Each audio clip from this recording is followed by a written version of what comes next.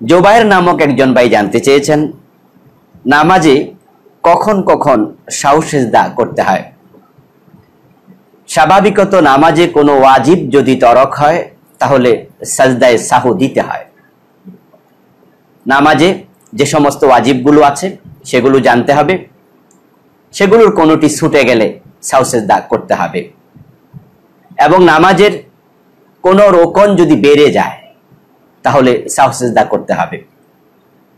কোনো রোকন যদি বাদ পড়ে তাহলে কিন্তু সাহু সিজদা করে নামাজ পড়লে হবে না, বরং নামাজ আবার দোহরাতে হবে। যেমন আপনি রুকু দিতে ভুলে গেছেন, তাহলে কিন্তু সাহু সিজদা দিলে হবে না, আবার নামাজ পড়তে হবে। কিন্তু কোন রোকন যদি বেড়ে যায়, যেমন ধরেন দুটি সেজদার জায়গায় আপনি তিনটি সেজদা দিয়েছেন, তাহলে আপনি সাজদায়ে সাহু দিলে হয়ে যাবে। এক রাকাত নামাজ বেশি পড়ে ফেলেছেন মনে হলো, তাহলে আপনি সেজদায়ে সাহু দেবেন। এক রাকাত কম পড়েছেন, সন্দেহ হলো, তাহলে এক রাকাত বাড়াইয়া নিয়ে তারপরে সাহু সিজদা দেবেন। আশা করি উত্তর পেয়েছেন। এটা আরো বিস্তারিত জানতে হবে, ইনশাআল্লাহ আশা করি জানতেও পারবেন। একজন বোন রোজিনা আক্তার, তিনি জানতে চেয়েছেন, ফরজ গোসল রাতে যদি করি তাহলে অসুস্থ হয়ে যাই, আবার যদি না করি ফজরের নামাজ পড়তে পারি না, করব কি? বোনকে আমরা বলতে চাই, আপনি ফরজ গোসল গরম পানি দিয়ে করবেন, তাহলে আশা করা যায় অসুস্থ হবেন না। অথবা কুসুম গরম পানি দিয়ে করবেন, তাহলে অসুস্থ হবেন না ইনশাআল্লাহ। আর যদি আপনি একান্ত অপারগ হয়ে যান, যে পানি কোনোভাবে ব্যবহার করতে পারেন না, আপনি অসুস্থ হয়েই যান, তাহলে আপনি তায়াম্মুম করবেন। তায়াম্মুম করে আপনাকে নামাজ পড়তে হবে, কিন্তু কোনোভাবে আপনি নামাজ কাজা করতে পারবেন না। সিদ্দিক নামক একজন ভাই জানতে চেয়েছেন, আজানের জবাব কোন কোন সময় দেয়া যাবে না? আজানের জবাব দেয়া যাবে না ইস্তেঞ্জার সময়। যখন আপনি টয়লেটে থাকবেন তখন আপনি আজানের জবাব দেবেন না। কোন স্বামী যদি স্ত্রীর সংসর্গে থাকে, স্বামী স্ত্রী তারা যদি এক জায়গায় থাকে, অর্থাৎ তারা সহবাসরত থাকে, তাহলে তারা আজান শুনলেও আজানের জবাব দেবে না। এই জাতীয় অবস্থায় আজানের জবাব না দিলে কোনো গুনাহ হবে না। আর নরমালিও আজানের জবাব মৌখিকভাবে প্রদান করা সুন্নাত। যদি কোনো ব্যক্তি ইচ্ছা করেও আজানের জবাব না দেয় তাহলে তার কবিরা গুনাহ হবে তা নয়, সুন্নাহ লঙ্ঘন হবে, কিন্তু কবিরা গুনাহ হবে না। আজানের জবাব ফিইলি ভাবে দেয়া ফরজ। হাইয়া আলাস সালাহ বলেছে মুয়াজ্জিন, আপনাকে নামাজ পড়তে হবে, এটা হলো ফিইলি জবাব। আর মৌখিক জবাব হলো ফাকুলু মিসলা মা ইয়াকুলুল মুয়াজ্জিন, মুয়াজ্জিন যা বলে আপনি তা বলবেন মুখে মুখে, এটা সুন্নাহ। কিন্তু নামাজ কায়েম করার মাধ্যমে জবাব দেয়া, এটা হলো ফরজ। আলহামদুলিল্লাহ, ইতিমধ্যে যারা আমাদের সাথে জয়েন করেছেন সকলকে ধন্যবাদ জানাচ্ছি। বিনীত আরজ করতে যাই যে আপনারা মেহেরবানি করে একটু শেয়ার অপশনে আপনি একটু টিপ দিয়ে দেন, আপনার টাচ অনেকের কাছে মেসেজ পৌঁছে যাবে, আপনি সাদাকায়ে জারিয়াত ইনশাআল্লাহ অধিকারী হবেন। তাই একটু শেয়ার অপশনে একটু টাচ করে দিন। জাকির হোসেন নামক একজন ভাই জানতে চেয়েছেন, টাকা পয়সা কিভাবে সাদাকা করতে হয়, সঠিক নিয়ম কি? টাকা পয়সা সাদাকা করার সর্বোত্তম পন্থা হলো আপনি গোপনে সাদাকা করবেন, সংগোপনে। রাসূলুল্লাহ সাল্লাল্লাহু আলাইহি ওয়াসাল্লাম বলেছেন, হাত্তা লা তা'লামা ইয়ামিনুহু, তার ডান হাত হাত্তা লা তা'লামা শিমালুহু মা তুনফিকু ইয়ামিনুহু, তার ডান হাত কি খরচ করেছে বাম হাত জানতে পারবে না। এটা হলো সর্বোত্তম পন্থা। তবে হ্যাঁ, প্রকাশ্যেও দান সাদাকা করা জায়েজ আছে। আপনি সাদাকা যে ব্যক্তি পাওয়ার উপযোগী তাকেই দেবেন, প্রকাশ্যে অথবা অপ্রকাশ্যে। তবে যদি গোপনে দেন তাহলে রাসূল সাল্লাল্লাহু আলাইহি ওয়াসাল্লাম বলেছেন যে ওই ব্যক্তিকে আল্লাহ তাআলা আরশে আজিমের নিচে হাসরের ময়দানে বসার সুযোগ করে দেবেন। 7 ব্যক্তি আরশে আজিমের ছায়াতলে আশ্রয় পাবে, তার মাঝে একজন হলো যিনি গোপনে দান করে থাকেন। মাসুম বিল্লাহ ভাই জানতে চেয়েছেন, জানাজার নামাজের আগে দোয়া করা যাবে কিনা? জানাজার নামাজই তো দোয়া, সালাতুল জানাজা হিয়া দুআউল লিল মাইয়িত, এটাই তো দোয়া। সুতরাং তার আগে মাইয়িতের জন্য আলাদাভাবে আবার কোনো দোয়া করার হাদিস পাওয়া যায় না। সুতরাং জানাজার নামাজের আগে আলাদা করে দোয়ার প্রয়োজন নেই। তবে হ্যাঁ, আপনি মৃত ব্যক্তির মৃত্যুর খবর শুনে নিশ্চয় দোয়া করতে পারবেন, কিন্তু সেজন্য কোন রকমের ঘটা করে অনুষ্ঠান করে ওলামায়ে কেরামকে দাওয়াত দিয়ে নিজেরা বসে তারপরে আলাদা দোয়ার আয়োজন করার প্রয়োজন নেই। ক্ষণিকের মুসাফির নামক আইডি থেকে জানতে চাওয়া হয়েছে, ফেসবুকে ছবি যে আপলোড করা হয় এতে কি গুনাহ হবে? মৃত্যুর পরে কি জবাব দিতে হবে? আমরা বলবো যে ফেসবুকে যে ছবিগুলো আমরা আপলোড করি এগুলো প্রকাশিত থাকে না, এগুলো ওয়েবের মাঝে থাকে, সুতরাং আশা করা যায় গুনাহ হবে না। যেমন এই যে ভিডিওটা আমি করছি এটাও কিন্তু ফেসবুকে থেকে যাবে বছরের পর বছর, সরাসরি আমার জীবন্ত ছবির মতোই। তাহলে কি আমি গুনাহগার হব? কাবা শরীফের ইমাম নামাজ পড়াচ্ছে, সিসি ক্যামেরার মাধ্যমে সেটা রেকর্ড হচ্ছে এবং সেটা ব্রডকাস্ট হচ্ছে, তাম পৃথিবীর মানুষ টেলিভিশনে দেখতে পাচ্ছে, এটা রেকর্ড হয়ে আছে, তা বলে কি গুনাহগার হবেন? না, এটা ওয়েবের মাঝে থাকছে। হ্যাঁ, সুতরাং এটাকে যখন আপনি বের না করবেন, কাগজে রূপ না দেবেন, প্রকাশ না করবেন, ততক্ষণ পর্যন্ত আশা করা যায় গুনাহ হবে না। তবে হ্যাঁ, অপ্রয়োজনীয় যে কোনো কাজই পরিহার করা উচিত। ওয়াল্লাযীনা হুম আনিল লাগবি মুরিদুন, মুমিনের উত্তম গুণাবলীর মাঝে একটি হচ্ছে তারা অপ্রয়োজনীয় কোনো কাজই করে না। তো অপ্রয়োজনীয় ছবি আপলোড কেন করবেন? সুতরাং অপ্রয়োজনে করা ঠিক হবে না। জোয়েল ফাটুয়ারি নামক একজন ভাই জানতে চেয়েছেন, কেউ যদি কোরআন হাতে নিয়ে শপথ করে তারপরে তা ভঙ্গ করে, শপথ ভঙ্গের কাফারা দিতে হবে? কোরআন হাতে নিয়ে শপথ করা ঠিক নয়, প্রথমত এটা বলতে চাই, এটা জায়েজ না। শপথ হবে আল্লাহর নামে শুধুমাত্র।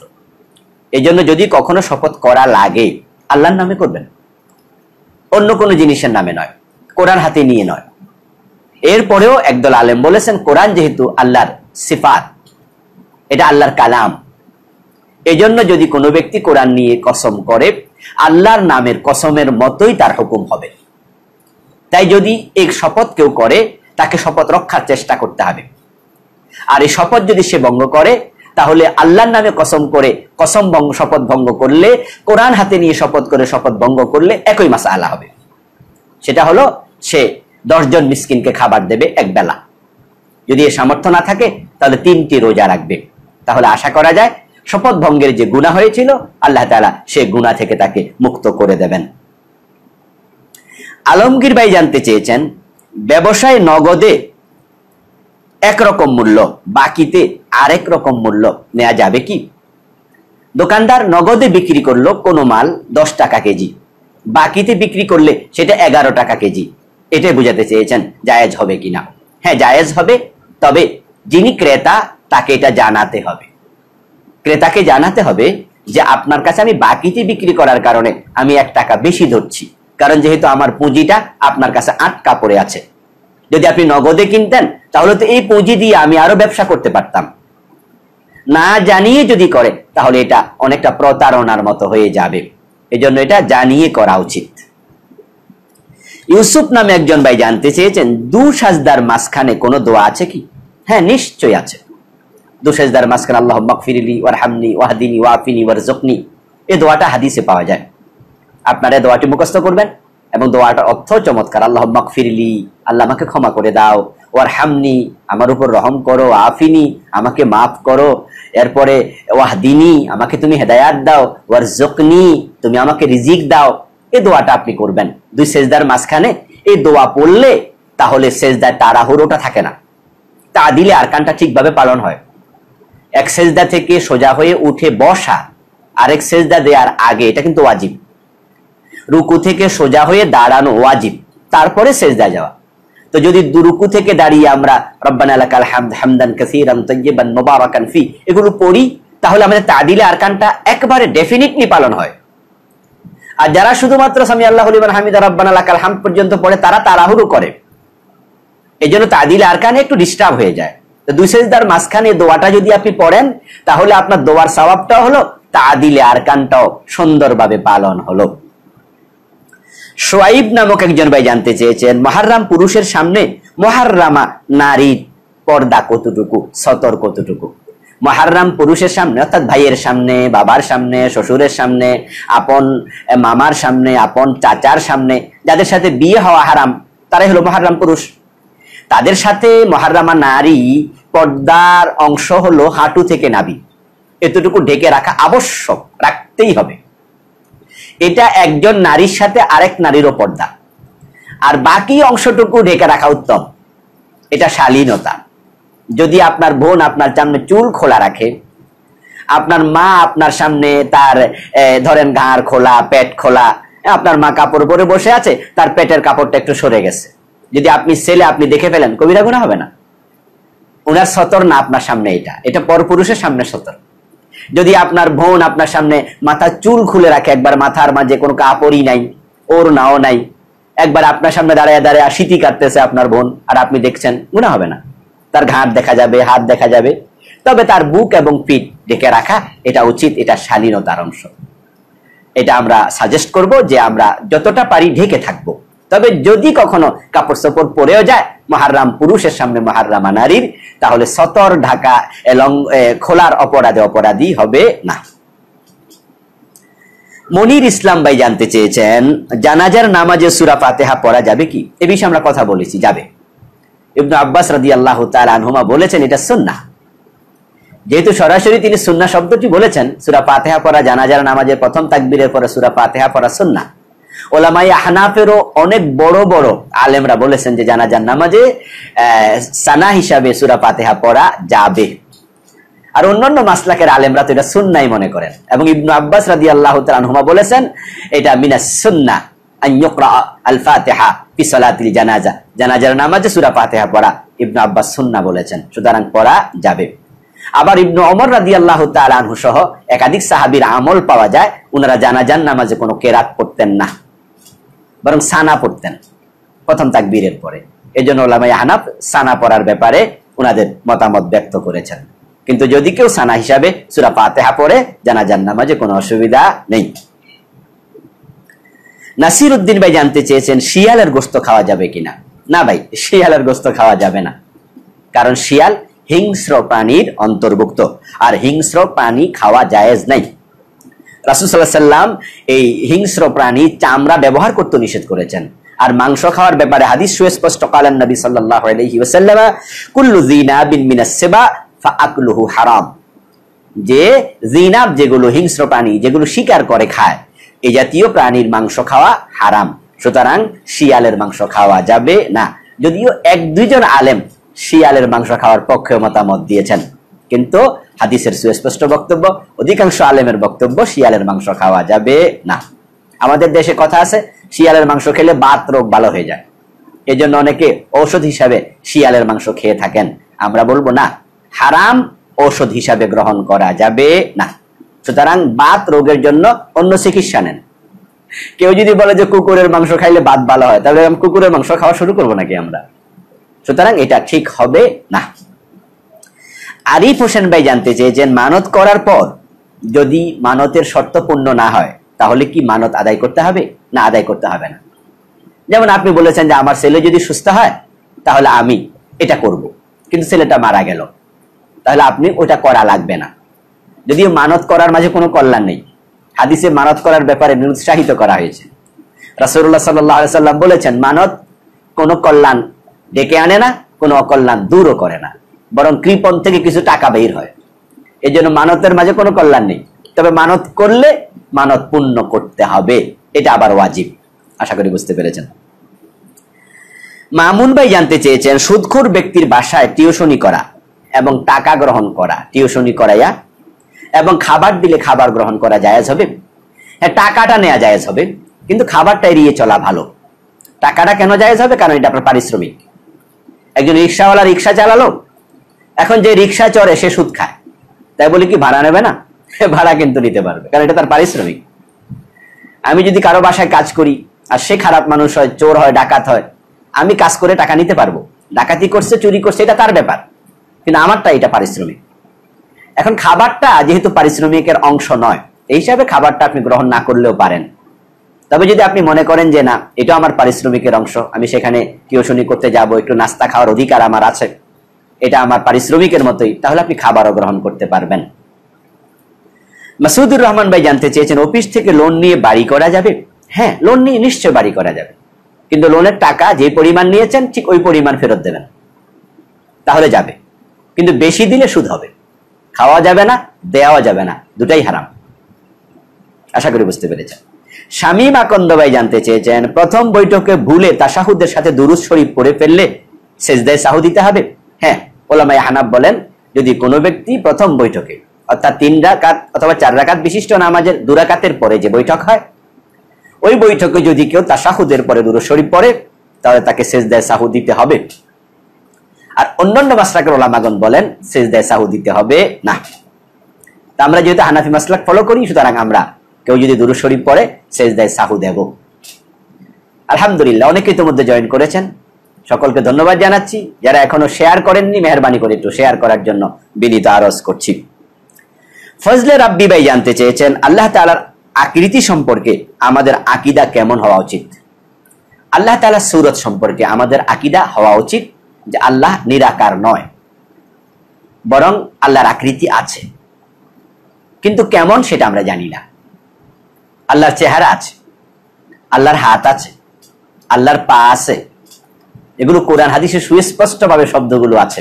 ওয়াজহুল্লাহ, ইয়াদুল্লাহ, কাদামুল্লাহ, কাদাম হাদিসে আছে আল্লাহর কদমের কথা, যে কিয়ামতের দিন যখন জাহান্নাম বলতে থাকবে হালমিম মাজিদ, হালমিম মাজিদ, আরো চাই, আরো চাই, তখন আল্লাহ তাআলা জাহান্নামের উপর আল্লাহর কদম রাখবেন, পা রাখবেন। এরপর আল্লাহর নালা আছে, ইয়াকশিফু রাব্বুনা আন সাকিহি, আল্লাহ তাআলা হাসরের মাঠে প্রকাশিত হবেন, উনার নালা মানুষ দেখতে পাবে, অর্থাৎ আল্লাহ তাআলা সামনে আসবেন। এইভাবে বিভিন্ন অঙ্গের কথা যেহেতু আছে, সেহেতু আমরা যদি বলি কোনো আকারই নাই, তাহলে এই সবগুলো অস্বীকার করা হয়। এই জন্য আমরা নিরাকার শব্দটি ব্যবহার না করি, যদি এটা একসময় আমরা ব্যবহার করছি খুব বেশি, কিন্তু আমরা এখন দেখতে পাচ্ছি গবেষণা করে যে আল্লাহ তাআলার অঙ্গ প্রত্যঙ্গের কথা যেহেতু আছে, আর আমরা এগুলোকে শুধু শুধু নিরাকার বলে বলে আমরা কুদরতি কুদরতি শব্দ দিয়ে অস্বীকার করে বসি, তাহলে কেমন কেমন জানি হাদিসের সুস্পষ্ট, কোরআনের সুস্পষ্ট শব্দ অস্বীকার করে ফেলা হয়। এই জন্য আমরা বলবো আল্লাহর হাত আছে, আল্লাহ চেহারা আছে, এবং আল্লাহকে মানুষ দেখতে পাবে। রাসূল সাল্লাল্লাহু আলাইহি সাল্লাম বলেছেন, তোমরা ইন্নাকুম সাতারাউনা রাব্বাকুম কামা তারাউনাল কামারা লাইলাতাল বদর ওয়ালা তাদাম্মুনা ওয়ালা তাদারুনা, যে তোমরা ভিড় করা ছাড়া, একে অপরকে কষ্ট দেয়া ছাড়া তোমরা আল্লাহকে দেখতে পাবে হাসরে। তোমরা যে দেখেন, আল্লাহকে আমরা দেখবো কিভাবে যদি আকারই না থাকে? এই জন্য আমরা বলবো আকার আছে, কিন্তু আকারটা কেমন সেটা আমরা জানি না। কামা ইয়ালিকু বিশানিহি, বরং আল্লাহর আকার আল্লাহর সাথে মুনাসাব, ঠিক ওই রকম যেরকম আল্লাহ আল্লাহর মতো, অন্য কারো মতো নয়। লাইসা কামিসলিহি শাই। আশা করি বুঝতে পেরেছেন। সাইফুল ইসলাম ভাই জানতে চেয়েছেন, দিরিলিস যে নাটক আছে সে নাটক দেখা যাবে কিনা? দিরিলিস নাটক এগুলো আমি জানি না এগুলো কেমন, তবে আমি এক কথায় বলতে চাই, নাটক সিনেমা জায়েজ যদি সেটাতে বেপরদা বেহায়াপনা না থাকে। যন্ত্রের কোনো দোষ নাই। যদি যন্ত্রের মাধ্যমে সিনেমা, যে যন্ত্র দিয়ে দেখা, যেমন এই মোবাইলে তো সিনেমা দেখা যায়, মোবাইলের কোনো দোষ আছে? আপনি ইসলামী সঙ্গীত শুনবেন, আপনি কোরআন তেলাওয়াত শুনবেন, এটাকে কাজে লাগিয়ে আপনি তাফসীর মাহফিল শুনবেন, আরেকজন এটাকে কাজে লাগিয়ে সিনেমা দেখছে। যন্ত্রের তো দোষ নাই, দোষ তো পরিচালকের। তো নাটক সিনেমা জায়েজ হবে যদি সেটা দ্বীনি অনুভূতি সৃষ্টি করে। দিরিলিসে যদি তুর্কি সাম্রাজ্যের কথা আসে, ওসমানীয় মোগল সাম্রাজ্যের কথা আসে, ওসমানীয় সাম্রাজ্যের কথা আসে, যদি নতুন কোন সিনেমা হয় যেখানে আপনার কারবালার প্রান্তরকে তুলে ধরা হবে, সেখানে যদি ইতিহাসের আলোকে হাজী শরীয়তুল্লাহর যে ইসলামী আন্দোলন ছিল যদি সেটা তুলে ধরা হয়, তিতুমিরের যে আন্দোলন ছিল সেটা তুলে ধরা হয়, না জায়েজ হবে কেন? কিন্তু বেপরদা বেহায়াপনা যদি হয়, না জায়েজ।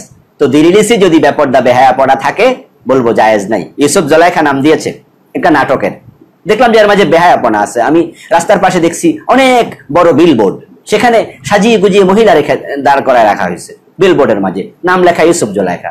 এরকম হলে তো জায়েজ হবে না। এর জন্য প্রশ্ন হবে পর্দা লঙ্ঘন করা হলো কিনা। যদি লঙ্ঘন না হয়, শিক্ষণীয় থাকে, দ্বীনি অনুভূতি চেতনা বৃদ্ধি পায়, জায়েজ। আর তার বিপরীত হলে না জায়েজ। আশা করি বুঝতে পেরেছেন। মাসুম ভাই জানতে চেয়েছেন, একা একা নামাজ পড়লে ইকামত দিতে হবে? না, একা একা নামাজ পড়লে ইকামত দেওয়ার কোনো প্রয়োজন নেই। তবে যদি আপনি দিতে চান তাহলে দিতে পারেন, না দিলে কোনো গুনাহ হবে না। তবে জামাতে নামাজ পড়লে ইকামত দিতে হবে। আদনান হোসেন ভাই জানতে চেয়েছেন, মনে মনে খারাপ চিন্তা আসলে গুনাহ হবে কি? মনে মনে খারাপ চিন্তা আসাও ভালো না, এটা থেকে এড়িয়ে থাকা উচিত। তবে হ্যাঁ, আল্লাহ তাআলা মানুষের অন্তর পর্যন্ত যদি থাকে তাহলে তিনি সেজন্য পাকড়াও করবেন না। তিনি জানবেন কি আছে, ওমা তুখফিস সুদূর, তোমাদের অন্তরে কি লুকায় রাখছো সেটা আল্লাহ জানেন, কিন্তু তিনি ধরবেন না, পাকড়াও করবেন না।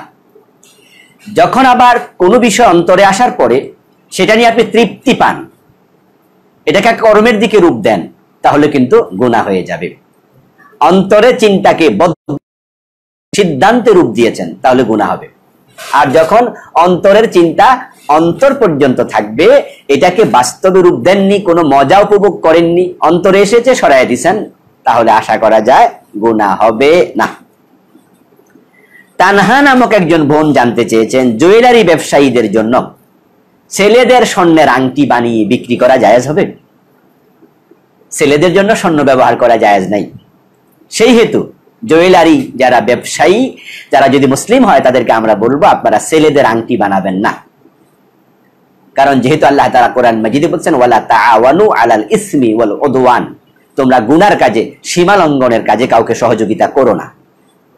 তো যেহেতু আপনি যদি আংটি বানান ছেলেদের জন্য স্বর্ণের আংটি, তাহলে কোনো ছেলে পড়বে, কবিরা গুনাহ হবে, আর আপনি গুনার কাজে সহযোগী হয়ে গেলেন। এজন্য আপনারা যারা মুসলিম কারিগর আছেন, মুসলিম জুয়েলারি দোকানদার আছেন, আপনারা ছেলেদের স্বর্ণের গহনা বিক্রি করবেন না, মেয়েদেরটা করুন, সুযোগ আছে। রিজিকের মালিক তো আল্লাহ, রিজিক কমে যাবে এই ভয় করার কোনো প্রয়োজন নেই।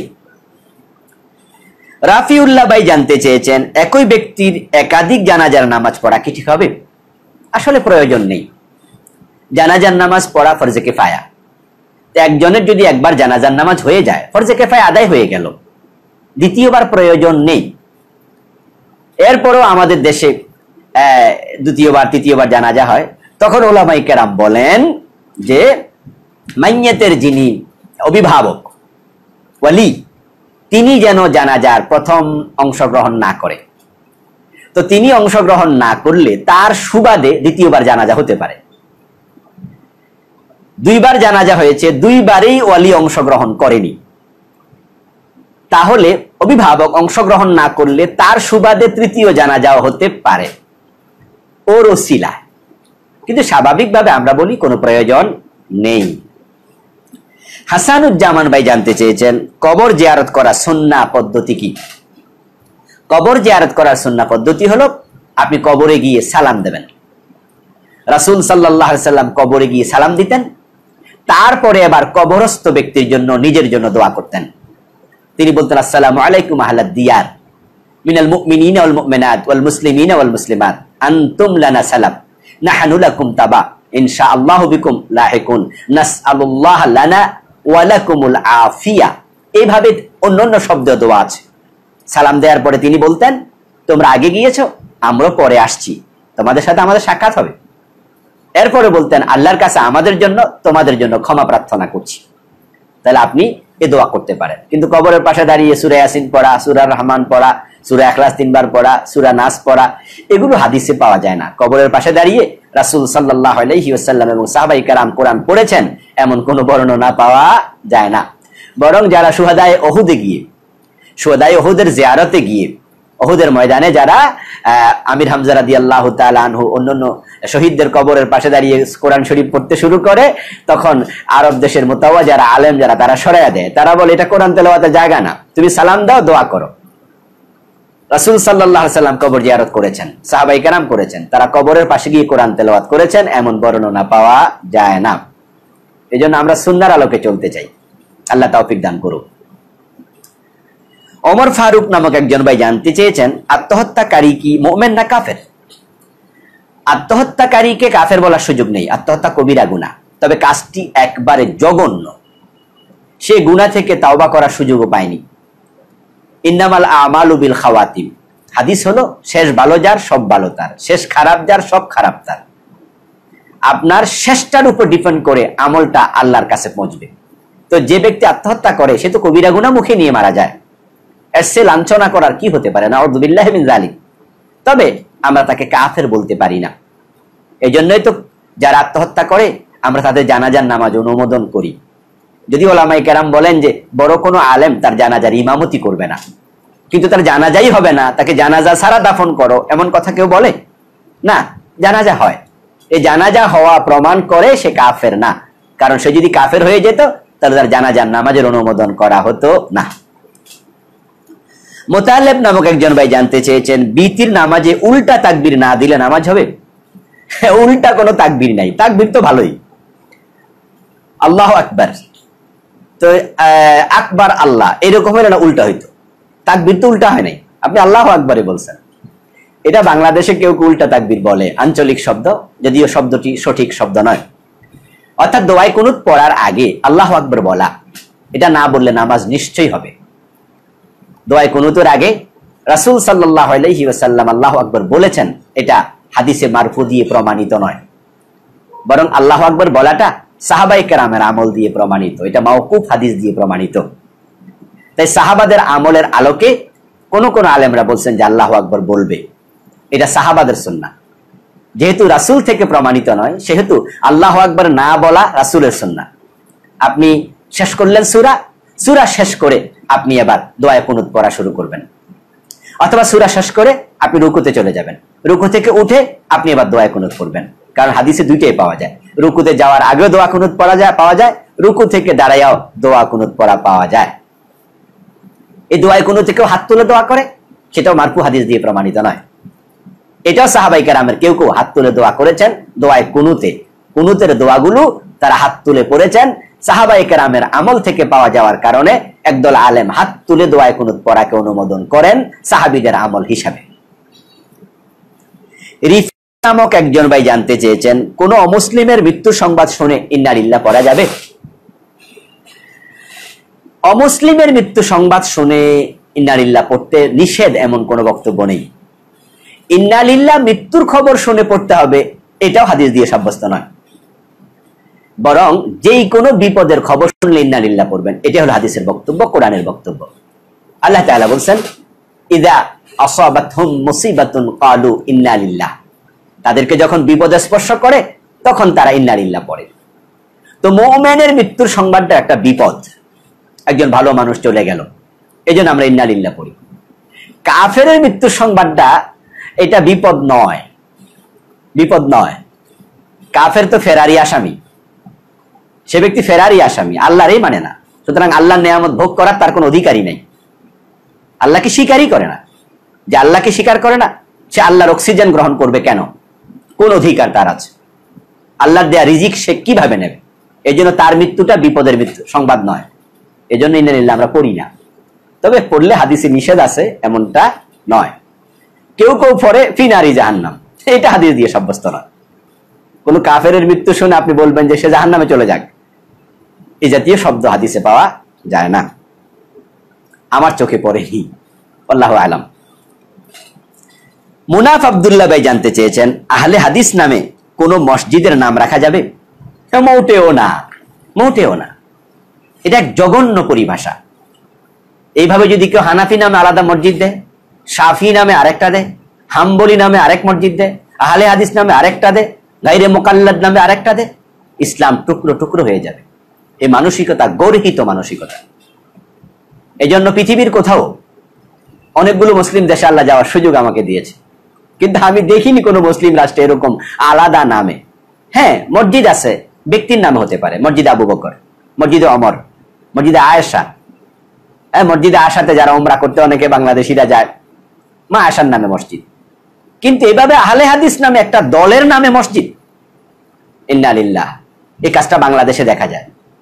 যারা এটা করছেন মেহেরবানি করে আপনারা এটা বন্ধ করুন। আপনারা আহলে হাদিস মানে আপনারা কোনো মাযহাব মানেন না, ও অধিকার আপনাদের আছে। যদি কোরআন হাদিস আপনি বোঝেন, কোরআন হাদিস থেকে সরাসরি আমল করার মতো তৌফিক আপনার থাকে, আপনি মাযহাব মানা লাগবে না। ইমাম বুখারী তো মাযহাব মানেনি। যদি আপনি মনে করেন যে আপনি ইমাম বুখারীর মতো বড় আলেম, আপনি মাযহাব মানেন না। কিন্তু ইবনে হাজার আসকালানী রাহিমাহুল্লাহ, বুখারী শরীফের সবচেয়ে বড় সরাগ্রন্থ ফাথুল বারীর লেখক, হাফেজ হাদিস, 1 লাখের উপরে সনদ সহ হাদিস মুখস্থ জানতেন, এজন্য ওনাকে হাফিজুল হাদিস বলে। উনি আবার মাযহাব মানতেন, শাফি মাযহাবের লোক ছিলেন। আল্লামা আইনি, বদরুদ্দিন আইনি, উমদাতুল কারি, বুখারী শরীফের সরাগ্রন্থ, ওইটার লেখক, উনি আবার হানাফি মাযহাবের লোক ছিলেন। তো যদি আপনি মনে করেন যে আপনি 1 লাখ হাদিস জানেন ইবনে হাজার আসকালানীর মতো, তাহলে উনি মাযহাব মানছে, আপনিও মানেন। আর যদি ইমাম বুখারীর মতো মনে করেন যে আমি আরো বড় আলেম, তাহলে মাযহাব লাগবে না, সরাসরি আপনি হাদিস মানবেন। কিন্তু আপনি আহলে হাদিস দিয়ে আবার মসজিদ আলাদা করে দেবেন, এই অধিকার ইসলামে আপনাকে দেয়নি, ইসলামে অধিকার নেই। আপনি ফিতনার জন্য এটা করছেন, আপনারা করছেন অনেকে এটা। আল্লাহ আপনাদের হেফাজত করুক। যদি হানাফি নামে কোনো মসজিদ কেউ বানাতো, ঠিক এখন যেভাবে শক্ত ভাষায় বলছি, আমি সেখানে শক্ত ভাষায় বিরোধিতা করে বলতাম যে আপনি হানাফি মাযহাব মানেন, এটা আপনার ব্যাপার, কিন্তু মসজিদ আপনি আলাদা করবেন কেন? হানাফি নাম মসজিদ দিলে প্রমাণ হয় যে মসজিদে অন্য মাযহাবের লোকেরা যেন নিরুৎসাহিত হয় আসতে। তাহলে হাদিস নামে মসজিদ দিলে অন্যরা নিরুৎসাহিত হবে। অথচ মসজিদগুলো আল্লাহর, আন্নাল মাসাজিদা লিল্লাহ, এগুলো আল্লাহর মসজিদ। এই জন্য যারা আহলে হাদিস নামে মসজিদ দিয়েছেন তাদেরকে বিনয়ের সাথে বলতে চাই, এ নাম আপনারা মুছে দিন, এই জাতীয় বিভক্তি তৈরি করবেন না, এটা ঠিক নয়। আল্লাহ আমাদের বুঝার তৌফিক দিন, আমিন। মুফতি মুখতার হোসাইন ভাই জানতে চেয়েছেন, কারো হাঁস মুরগি অথবা কবুতর যদি আমার বাড়িতে চলে আসে, ফিরে না যায়, খুঁজে মালিক না পাই, তাহলে কি করব? লালন পালন করুন, কিন্তু এর বাচ্চা কাচ্চা খাবেন না।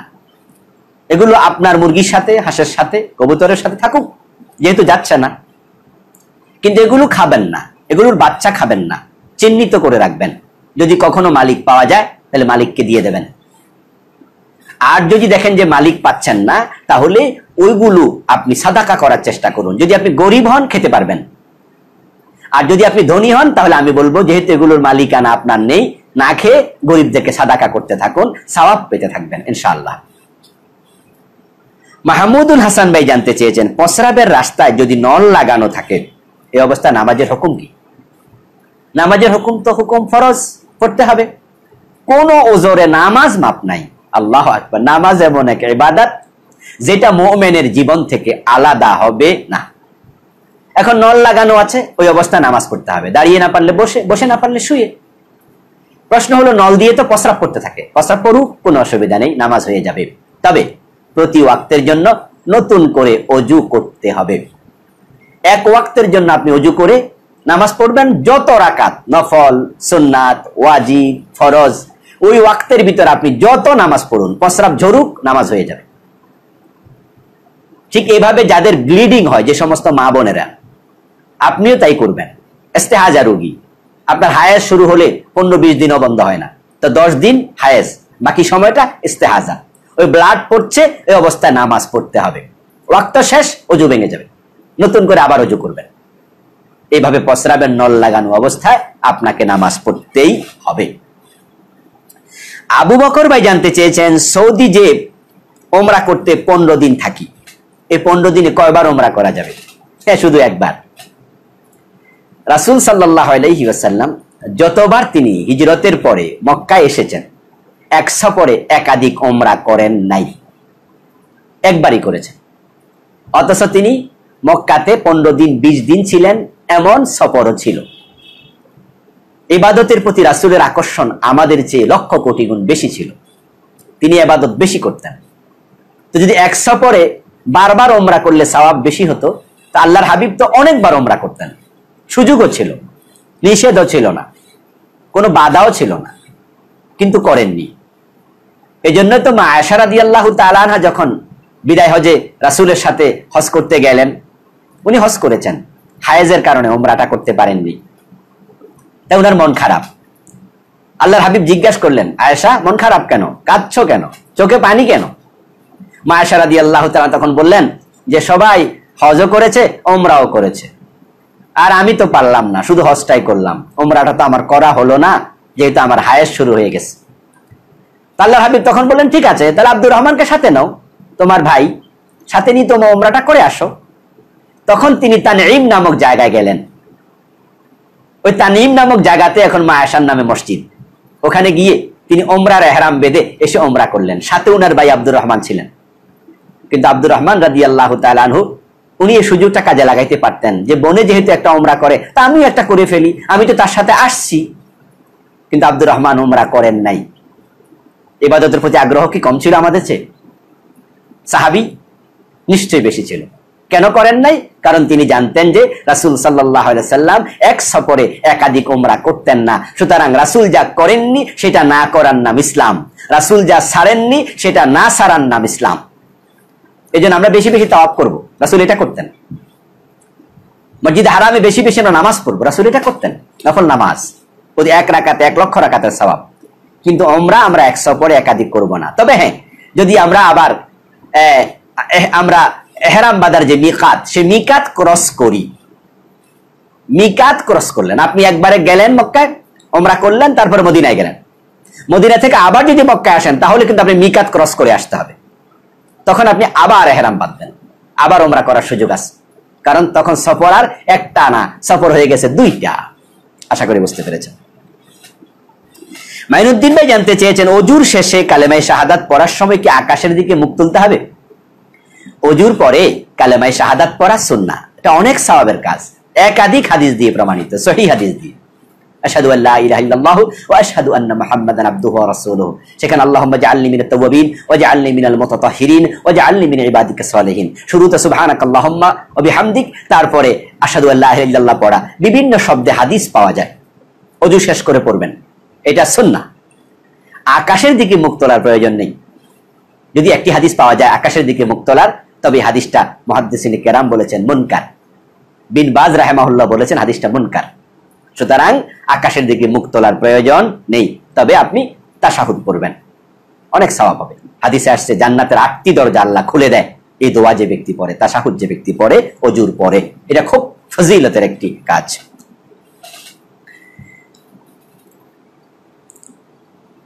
আব্দুর রহমান ভাই জানতে চেয়েছেন, ইকামতের সময় মুসল্লিরা কখন দাঁড়াবে? ইকামতের সময় মুসল্লিরা একবার ইমাম সাহেবকে দেখে দাঁড়িয়ে যেতে পারে, শুরু হলে দাঁড়িয়ে যেতে পারে, ইকামত শুরু, মুসল্লি দাঁড়িয়ে যাবে। মাঝখানে হাইয়া আলাস সালাহ বলে দাঁড়াবে, কদ কামাতিস সালাহ বলে দাঁড়াবে। বলে আমাদের বিভিন্ন রকমের বক্তব্য পাওয়া যায়, কিন্তু হাদিসে সুস্পষ্ট কিছুই পাওয়া যায় না। রাসূল সাল্লাল্লাহু আলাইহি সাল্লাম বলেননি যে অমুক সময় দাঁড়াইও, বরং তিনি বলছেন লা তাকুমু হাত্তা তারাউনি। উনি হুজরা থেকে বের হতেন ইমামতি করার জন্য, সাহাবায়ে কেরাম আগ থেকে দাঁড়িয়ে থাকবে, রাসূল এটা পছন্দ করতেন না। তিনি বলতেন যে আমাকে না দেখলে তোমরা দাঁড়াইও না। তো স্বাভাবিকত সাহাবায়ে কেরাম রাসূল সাল্লাল্লাহু আলাইহি সাল্লামকে যখনই দেখতেন তিনি হুজরা থেকে বের হয়েছেন, ও বসা থেকে দাঁড়িয়ে যেত। এখন আমাদের এটা হয় না, আমাদের ইমাম সাহেবরা আগে হাজির থাকে অধিকাংশ। ওই অবস্থায় ইকামত শুরু হলো, ইমাম সাহেব যখন দাঁড়াবে আপনি তখন দাঁড়ান। রাসূলকে দেখে সাহাবায়ে কেরাম দাঁড়াতেন, তা আপনি ইমাম সাহেবকে যখন দেখলেন ইমাম সাহেব দাঁড়িয়েছে আপনি দাঁড়িয়ে যান। যদি আপনি মনে করেন যে আমি আরেকটু পরে দাঁড়াবো, তা হবে। যেহেতু হাদিসে এটা নির্ধারণ করে দেয়া হয় নাই, তাই উলামায়ে কেরামের বক্তব্যের মাঝে এরকম ভিন্নতা পাওয়া যায়। আশা করি বুঝতে পেরেছেন। আবু সাইদ আল জিহাদি ভাই জানতে চেয়েছেন, হিজরা ব্যক্তির জানাজার নামাজ যখন পড়বো, হিজরা ব্যক্তির জানাজার নামাজের নিয়ত করব কিভাবে? আপনি যখন কোন পুরুষের জানাজার নামাজ পড়েন, মনে মনে কি বলেন? পুরুষের জানাজা পড়ছি, নামাইতু আন উসাল্লিয়া, এগুলো দরকার নেই। আপনি মনে মনে এরাদা করছেন যে পুরুষের জানাজার নামাজ পড়ছি। একজন মহিলার জানাজা যখন পড়েন তখন আপনি কি মনে করেন? একজন মহিলার পড়ছি। তো ঠিক হিজরা ব্যক্তি যখন জানাজা পড়বেন, তা তো আপনি জানেন সে হিজরা, তো আপনি সেটা মনে করবেন যে হিজরা ব্যক্তির জানাজার নামাজ পড়ছি। তাহলে আর ঝামেলা থাকছে না, মুখে নামাইতু আন উচ্চারণ করার কোনো প্রয়োজন নাই। নিয়াত হলো অন্তরের সিদ্ধান্তের নাম, আকদুল কালব জিহাতাল ফেইল, অন্তরের সিদ্ধান্ত কাজের দিকে, এটার নাম হলো নিয়া। তা আপনি মনে মনে ভাববেন যে আমি হিজরা ব্যক্তির নামাজ পড়ছি, জানাজার নামাজ পড়ছি, দ্যাটস এনাফ। আরিফ ভাই জানতে চেয়েছেন, বেনামাজিকে সালাম দেয়া যাবে? বেনামাজি যদি মোমেন হয় সালাম দেয়া যাবে, মোমেনকে সালাম দেয়া যায় যদি সে বেনামাজিও হয়, অসুবিধা নেই। ওমর ফারুক ভাই জানতে চেয়েছেন, হাত তুলে যখন আমরা দোয়া করি তখন কি হাত মুখে মাসে করতে হবে? মাসে না করা হলো সুন্নাহ।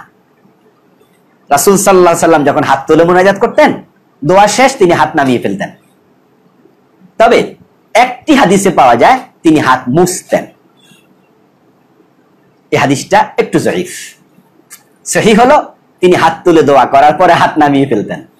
তো আমাদের দেশে আমাদের সকলের একটা অভ্যাস হয়ে গেছে, আমরা হাত মুখের মাঝে মোছা দিয়ে তারপরে আমরা হাত নামাই।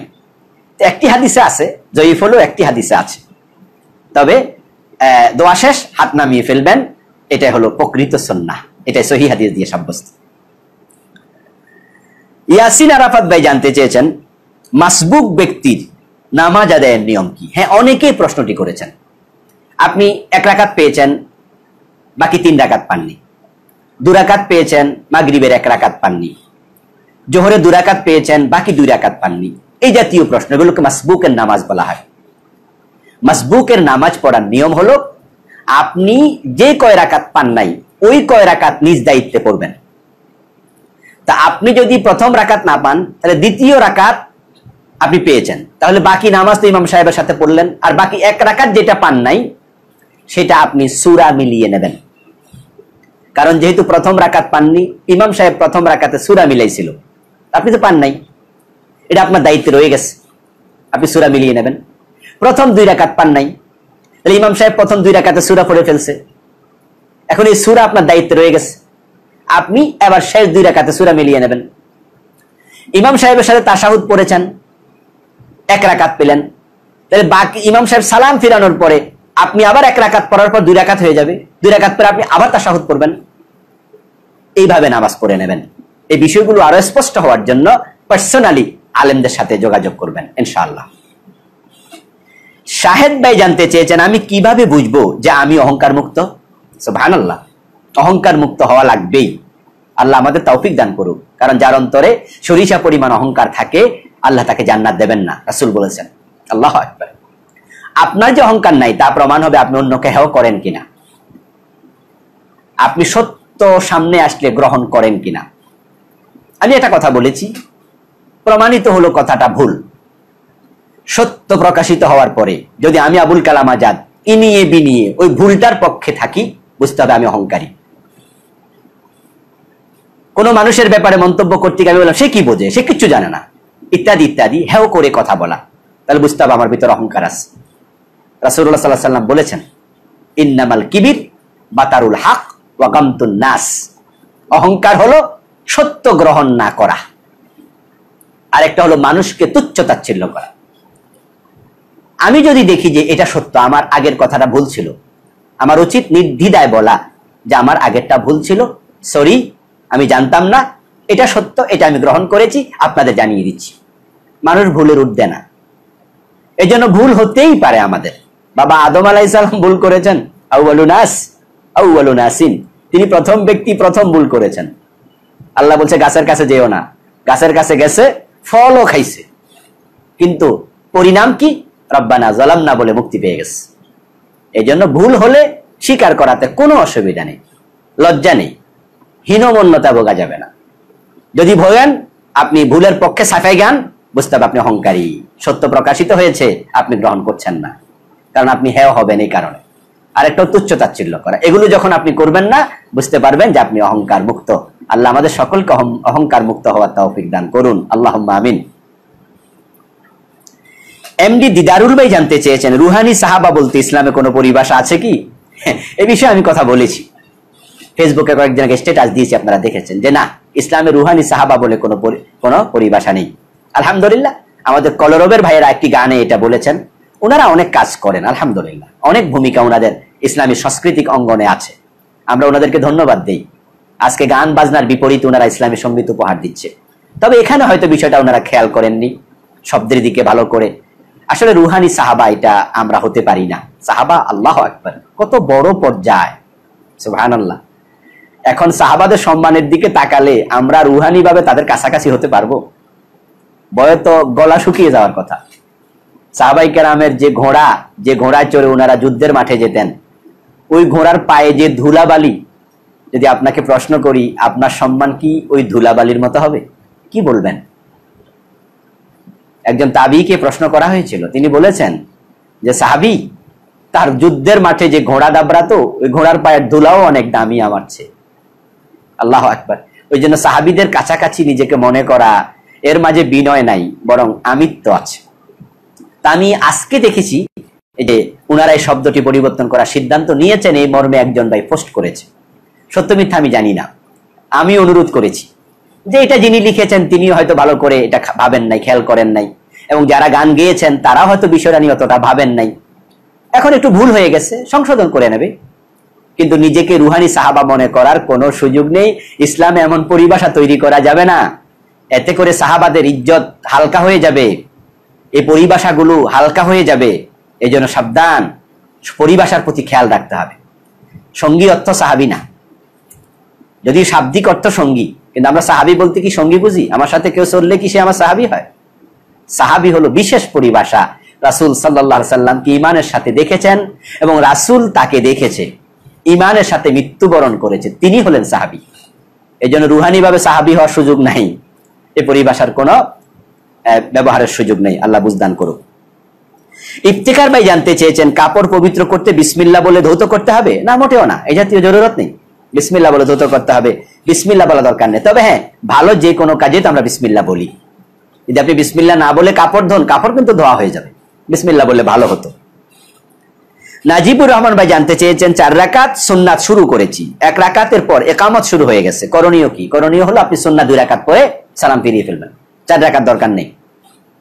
4 রাকাতের নিয়ত করেছিলেন, কিন্তু ইকামত শুরু হয়ে গেছে, 1 রাকাত পড়েছেন, আরেক রাকাত পরে 2 রাকাতের পরে সালাম ফিরিয়ে দিন, আপনি ফরজে শামিল হন, কারণ সুন্নতের চেয়ে ফরজের গুরুত্ব বেশি। আসিফ ভাই জানতে চেয়েছেন, পাপ কাজ থেকে বেঁচে থাকার সবচেয়ে উত্তম উপায় কি? আল্লাহু আকবার, এই প্রশ্ন তো আমারও। পাপ কাজ থেকে আমিও বাঁচতে চাই।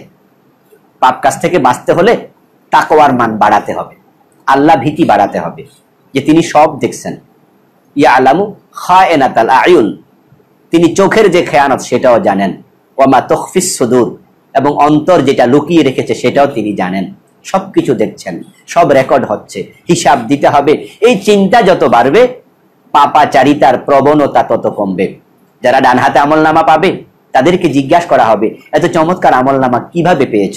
তখন তারা বলবে, ইন্নী যানানতু আন্নী মুলাকিন হিসাবিয়া, দুনিয়া থাকতে আমি জানতাম আমাকে হিসাবের মুখোমুখি হওয়া লাগবে, তাই আমি চিন্তা ভাবনা করে কাজ করেছি, তাই ডান হাতে আমলনামাটা পেয়েছি। এই জন্য তাকওয়ার মান বাড়াতে হবে, তখনই গুনাহ করার প্রবণতা কমে যাবে। শাহাদাত ভাই জানতে চেয়েছেন, নামাজের শেষে আমরা যে সালাম দেই এটা কাকে উদ্দেশ্য করে দেই? চমৎকার প্রশ্ন। আসসালামু আলাইকুম ওয়া রাহমাতুল্লাহ, আসসালামু আলাইকুম ওয়া রাহমাতুল্লাহ, আমরা সালাম ফিরাই, কাকে সালাম দিই? এই সালামটা আমরা মূলত আমাদের সাথে থাকা ফেরেশতাদেরকে দিই। যদি আমরা আমার পাশের লোককে সালাম দিতাম, তাহলে উনি আমার সালামের জবাব দেওয়া ওয়াজিব হয়ে যেত। তো উনিও তো সালাম দিচ্ছে, প্রত্যেকে আমরা সালাম দিচ্ছি। আমরা মূলত আল্লাহর যে ফেরেশতারা আছে তাদেরকে সালাম দিচ্ছি, তারা আমাদের সালামের জবাব দিচ্ছেন। এনামুল ভাই জানতে চেয়েছেন, আমি একজন ইমাম, এলাকার প্রায় মুসল্লি সুদ এবং ঘোষের সাথে সম্পৃক্ত, তাদের ঘরে কি দাওয়াত খাওয়া যাবে? ইমাম হিসাবে আপনার দায়িত্ব তাদেরকে সুদ এবং ঘোষ মুক্ত করার চেষ্টা করা। বেশি বেশি করে এই ওয়াজটা আপনি করুন। ইন্না যিকরা তানফাউল মুমিনিন, নিশ্চয়ই উপদেশ মুমিনের কাজে আসবে। আমরা আশা করি আপনার উপদেশ কাজে আসবে। তবে সুদ ঘোষ যারা খায় তাদের বাড়ি দাওয়াত না খাওয়াই ভালো। আপনি দাওয়াতে যাবেন, দোয়া করবেন, তাদের বাড়িতে যাবেন, বসবেন, কিন্তু আপনি বলে দেবেন যে ভাই সরি, আপনার ঘরে তো আমি খাবার খাবো না। লজ্জা পাবে। ইশারা দিয়ে বুঝিয়ে দেবেন যে কেন খাচ্ছেন না। যখন উনি বুঝতে পারবে আমি যে সুদ খাই, এই কারণে হুজুর আমার ঘরে খায় না, তখন সে লজ্জা পাবে। এই লজ্জা উপকার হবে তার জন্য। আপনার এইটুকু ধাক্কায় হয়তো সে পাক্কা হয়ে যাবে। এই জন্য আপনি না খেয়ে চলে আসুন, দোয়াটা করে আসবেন, বলবেন যে ভাই আমি আপনাকে ঘৃণা করি না, এবং আপনার জন্য দোয়া করতে আমি কোন রকম কসুরি করি না। আমি দোয়া করি আল্লাহ আপনাকে ভালো রাখুক, আল্লাহ আপনাকে ইমানের উপর রাখুক, আল্লাহ আপনাকে হেদায়াত দেখ, আপনার মা বাবাকে ক্ষমা করুক, সব দোয়া আমি করবো, একটাও কম করব না, কিন্তু আমি খাবো না। ঘোষখোর যদি হয় সে ঘোষ ছেড়ে দেবে, আপনার ধাক্কায় তার উপকার হবে ইনশাআল্লাহ। মাহমুদ নামক একজন ভাই জানতে চেয়েছেন, হরতাল ভাঙচুর করা জায়েজ আছে কি? না, জায়েজ নেই। ইসলামী আন্দোলনের নামে হরতাল করা, ভাঙচুর করা ইসলাম অনুমোদিত নয়। আমাদের দেশে হরতাল রাজনৈতিক একটি কর্মসূচি, এই জন্য এটাকে সবাই জায়েজ মনে করে, কিন্তু না, হরতালের মাধ্যমে মানুষের কষ্ট হয়, জনদুর্ভোগ বাড়ে। সুতরাং আপনি যদি মাজলুম হন, আপনি আল্লাহর উপর ছেড়ে দেন, আপনি বিচার চান, কিন্তু আপনি আবার অন্যের উপর জুলুম করবেন না। এই জন্য হরতাল নামক এই ধ্বংসযোগ্য কর্মসূচিকে আমাদের না বলতে শিখতে হবে। এবং যারা ইসলামী বিভিন্ন আন্দোলন করছেন তাদেরকে আমরা সাজেস্ট করব যে হরতাল নামক ভাঙচুর, হরতাল নামক কর্মসূচি দিয়ে মানুষকে জনদুর্ভোগে ফেলা, এটা ইসলাম অনুমোদিত নয়। এই কর্মসূচিটি দেয়া সঠিক হবে না। বলবেন যে হুজুর আমাদের উপর জুলুম করে, আমাদের মারে, ফাঁসি দেয়, তা আপনি তখন বলুন, প্রতিকার চান, মুখে কথা বলুন, বিবৃতি দেন, বক্তৃতা দেন, বুঝান, বিচার চান, যারা অন্যায় করছে তাদের প্রতিকার চান। কিন্তু আপনি আবার অন্যায়কারী হবেন কেন? যদি দুনিয়া বিচার নাও পান, আপনি নিশ্চিত আল্লাহ তাআলা নিশ্চয় হাশরের মাঠে আপনাকে পুরস্কৃত করবে। যে লোককে ফাঁসি দেওয়া হলো অন্যায় ভাবে, সে শহীদ। যার জেলখানা দেওয়া হলো, কষ্ট দেওয়া হলো, দুনিয়ায় বিচার পান নাই, আল্লাহ তাআলা নিশ্চয় আপনাকে জান্নাতে নিয়ে এর পুরস্কারে পুরস্কৃত করবেন। এর জন্য হরতাল, ভাঙচুর, অন্যের হক নষ্ট করা, অন্যকে আপনার কষ্ট দেয়া, এই জাতীয় কর্মসূচি ইসলাম অনুমোদন করে না। ভবিষ্যতে এগুলো মাথায় রেখেই কর্মসূচি দিতে হবে। মেহেদী হাসান ভাই জানতে চেয়েছেন, স্বামীর টাকা সংসারের এক খরচ করবে বলে স্ত্রী নিয়েছে, এখন অন্য খরচ করেছে, স্বামীকে জানায় না, জায়েজ হবে? স্বামী যদি কঞ্জুস হয়, কৃপণ হয়, তাহলে জায়েজ হবে। স্বামীরই সংসার, খরচও করেছে স্বামীর সংসারে, টাকাও স্বামীর। কিন্তু স্বামী যদি উদার হয়, তাহলে স্বামীকে না বলে এটা করা ঠিক হবে না, এতে স্বামী মনে কষ্ট পাবে। যেহেতু স্বামী কঞ্জুস নয়, কৃপণ নয়, তো তাকে আপনি কেন জানাবেন না? তাকে আপনি বলুন যে খরচের জন্য নিয়েছিলাম, এই খরচটা হয়নি, এই টাকাটা এখন অন্য খরচ করতে চাই, অনুভূতি নিয়ে খরচ করুন। আনিস রহমান ভাই জানতে চেয়েছেন, প্রচলিত বাথরুমে অজু করলে অজু হবে? যদি বাথরুমে ময়লা না থাকে তাহলে অজু হবে। বাথরুমে ময়লা থাকলে অজু হবে না, ময়লা যদি সিটে গায়ে পড়ার সম্ভাবনা থাকে। এখন টাইলস করা আছে, ময়লা আলাদা জায়গায় যায়, এবং টাইলসে পানি ঢেলে দিলে ময়লা পরিষ্কার হয়ে যায়, প্রস্রাব পরিষ্কার হয়ে যায়, আপনি সেখানে উজু করতে পারেন। তবে সতর্ক থাকবেন, কোনোভাবেই যেন ফ্লোর থেকে, মেজ থেকে পানি রিফ্লেক্ট করে আপনার গায়ে না পড়ে। এটা বালতি দিয়ে দেবেন, তখন আর ময়লার মাঝে পানি পড়ছে না। সতর্কতার সাথে করতে হবে। সাইফুল ইসলাম ভাই জানতে চেয়েছেন, মসজিদের পশ্চিম পাশে যদি কবরস্থান থাকে, ওই মসজিদে নামাজ পড়া যাবে? নিশ্চয়ই পড়া যাবে, কারণ মসজিদে বাউন্ডারি ওয়াল আছেই। কবরের উপরে মসজিদ দেয়া নিষেধ, কিন্তু কবরের পাশে দিতে অসুবিধা নেই। তো পশ্চিম পাশে আপনি যখন সেজদা করছেন, আপনার ওয়াল আছে, বাউন্ডারি ওয়াল থাকার কারণে, মসজিদের ওয়াল থাকার কারণে আপনি কবরের দিকে সেজদা করছেন না, সেজদা করছেন আপনি বাউন্ডারি ওয়ালের দিকে। রাসূল সাল্লাল্লাহু আলাইহি সাল্লামের রওজার কবরের চারপাশে কিন্তু নামাজ হয়। তো যারা একবারে কবর সামনে রেখে নামাজ পড়ছে, তাদেরটা হবে কিভাবে? কারণ বাউন্ডারি ওয়াল আছে, কোনো অসুবিধা নেই। তবে পারতপক্ষে মসজিদ এভাবে পশ্চিম পাশে কবরস্থান রেখে নতুন করে কেউ করবেন না। আগে ছিল, পরে মসজিদ হয়েছে, তাহলে অসুবিধা নেই। কিন্তু মসজিদের সাথে পশ্চিম পাশে না করে পূর্ব পাশে, দক্ষিণ পাশে, উত্তর পাশে করলে ভালো, তাহলে জাতীয় প্রশ্ন তৈরি হবে না। হোসাইন ভাই জানতে চেয়েছেন, 4 রাকাত সুন্নাত নামাজ কি 4 রাকাতে সূরা ফাতিহা মিলাতে হবে? হ্যাঁ, 4 রাকাত সুন্নাত নামাজে 4 রাকাতে সূরা ফাতিহা মিলাবেন, এটা সুন্নাহ। সিগারেটের ব্যবসা করা জায়েজ হবে কিনা? মাসুম ভাই জানতে চেয়েছেন, না, সিগারেটের ব্যবসা করা জায়েজ হবে না, কারণ এটা ক্ষতির জিনিস, আর ক্ষতির কাজে ব্যবসা অনুমোদিত নয়। মদের ব্যবসা জায়েজ নাই, সিগারেটের ব্যবসা জায়েজ নাই, জর্দার ব্যবসা জায়েজ নাই। এই জন্য যারা আপনারা পান দোকান দেন, জর্দা বিক্রি করবেন না। সিগারেট যারা মুদি দোকানদার সিগারেট বেচে, এটা বন্ধ করে দেন। আপনি এই আইটেমটা রাখেন না, অসুবিধা নাই ভাই। কি ভাবছেন আপনি ব্যবসা কমে যাবে? মোটেও না। রিজিকের মালিক রাজ্জাক, তিনি আরেক জায়গায় বরকত দেবেন, আল্লাহ ফুসিয়ে দেবেন। এই জন্য ডিটারমিনেশন লাগবে যে আমি হারামে লিপ্ত হব না, হারামে সাহায্যকারীও হব না। ইনামুল ভাই জানতে চেয়েছেন, জানাজার নামাজের সঠিক পদ্ধতি কি? জানাজার নামাজের সঠিক পদ্ধতি, 4টা তাকবীর লাগবে, দাঁড়িয়ে নামাজ পড়বেন। প্রথম তাকবীর দেওয়ার পরে সানা অথবা সূরা ফাতিহা, দ্বিতীয় তাকবীর দেওয়ার পরে দুরূদ শরীফ, তৃতীয় তাকবীর দেওয়ার পরে এবার দোয়া, মাইয়িতের জন্য দোয়া, যে দোয়াগুলো আছে এ বিষয়ে আমরা আগেও কথা বলেছি, দোয়া শিখে নেবেন। চতুর্থ তাকবীর দিয়ে আপনি এবার সালাম ফিরিয়ে দেবেন। সালাম ফিরানোর সময় ডাইন হাত ডান দিকে সালাম ফিরিয়ে ডান হাত ছাড়বেন, বাম দিকে সালাম ফিরিয়ে বাম হাত ছাড়বেন, এমন কোন হাদিস পাওয়া যায় না। বরং আপনি সালাম ফিরানোর পরে হাত ছাড়বেন, এটা হাদিস দিয়ে সাব্যস্ত। আহমদ ভাই জানতে চেয়েছেন, নিজেকে রাসূলের গোলাম বলা যাবে? না না না, এ শব্দ পরিহারযোগ্য।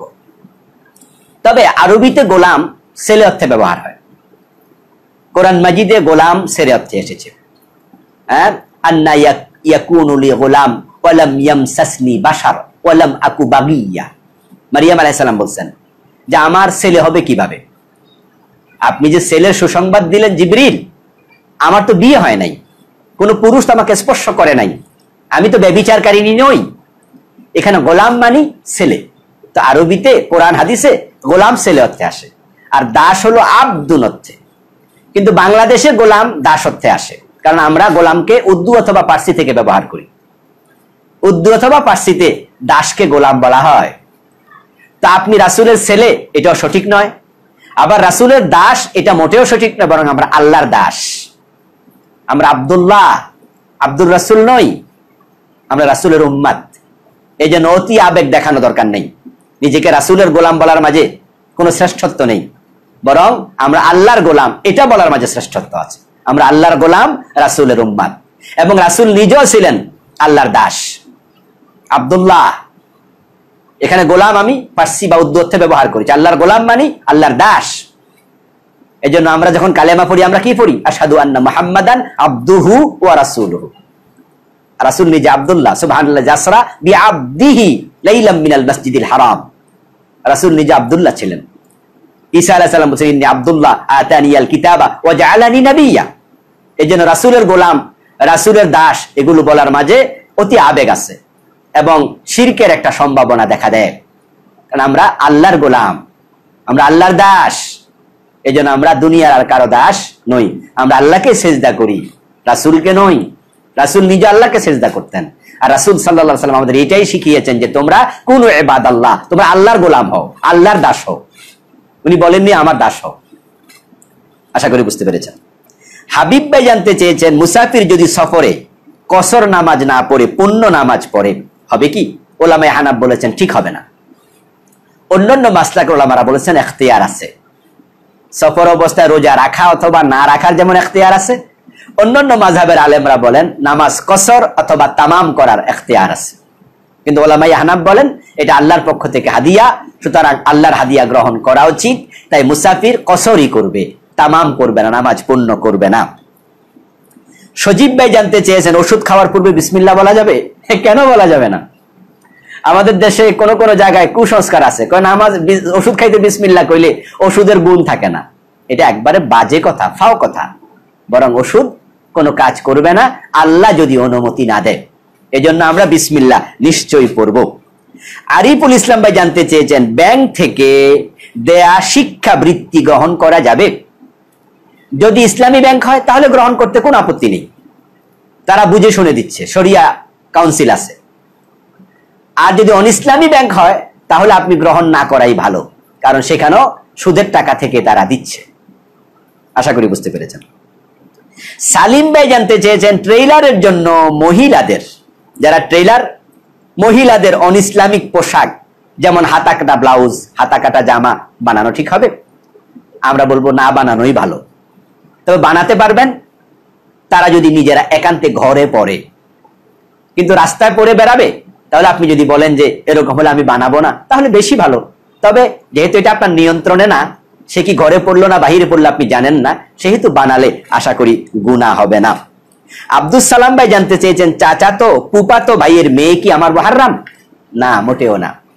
খালাতো ভাইয়ের মেয়ে বিয়ে করা জায়েজ, চাচাতো ভাইয়ের মেয়ে বিয়ে করা জায়েজ। হযরত আলী বিয়ে করছে কাকে? ফাতেমাকে। তো রাসূল আলীর কি ছিলেন? জ্যাঠাতো ভাই। তো স্বাস্থ্য ভাই জ্যাঠতো ভাই তো এক কথাই, কাজিন। তো হযরত আলী এবং রাসূল মুহাম্মদ সাল্লাল্লাহু আলাইহি সাল্লাম তারা কিন্তু চাচাতো ভাই জ্যাঠতো ভাই। তাহলে রাসূলের মেয়ে কি হযরত ফাতেমাকে আলী বিয়ে করছে না? তাহলে বোঝা গেল স্বাস্থ্য ভাইয়ের মেয়ে বিয়ে করা যায়, খালাতো ভাইয়ের মেয়ে বিয়ে করা যায়, চাচাতো বোন বিয়ে করা যায়, চাচাতো বোনের মেয়েকেও বিয়ে করা যায়, যদি এটা ভাগিনী। এই জন্য ওরা মুহাররামা নয়, তাদের সাথে পর্দা করতে হবে।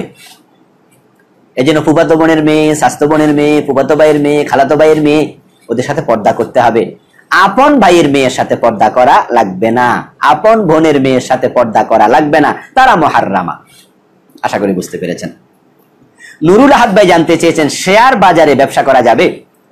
শেয়ার বাজারের ব্যবসা খুব জটিল প্রশ্ন ভাই। শেয়ার বাজার কি জিনিস অর্থমন্ত্রীও বোঝে না, আমরা বুঝবো কোত্থেকে? কখন যে ধস নামে, কখন যে লাফাইয়া ওঠে, এটা আল্লাহ ছাড়া কেউ বোঝে না। কেন ধস নামছে অর্থমন্ত্রীকে আমিও বুঝি না। অনিশ্চিত ব্যবসা ইসলাম অনুমোদন করে না, এজন্য আমরা এটাকে অনুমোদন করতে পারি না। এটা এতটাই অনিশ্চিত। তবে হ্যাঁ, প্রাইমারি শেয়ার যেটা, সেটার লেনদেন জায়েজ, কারণ সেটা এইভাবে 10 নামে না। যেটা প্রাইমারি শেয়ার, সেটা যদি হারাম না হয়, ব্যাংক সুদী ব্যাংক না হয়, মদের ফ্যাক্টরি না হয়, তাহলে আপনি প্রাইমারি শেয়ারে পুঁজি বিলি দেন, এটা অনিশ্চিত নয়। কিন্তু বাকিটা সেকেন্ডারি যেটা, সেটা অনিশ্চিত, তাই আমরা ডিসকারেজ করতে চাই, এ বিষয়ে নিরুৎসাহিত করছি। শাহেদ ভাই জানতে চেয়েছেন, অজুর অঙ্গসমূহ 3 বারের বেশি ধৌত করা যাবে? অজুর অঙ্গ 3 বারের বেশি ধৌত করা ঠিক নয়। 1 বার ধৌত করা ফরজ, 3 বার ধৌত করা সুন্নাহ। 3 বারের পরে গেলে এটা হবে অপচয়।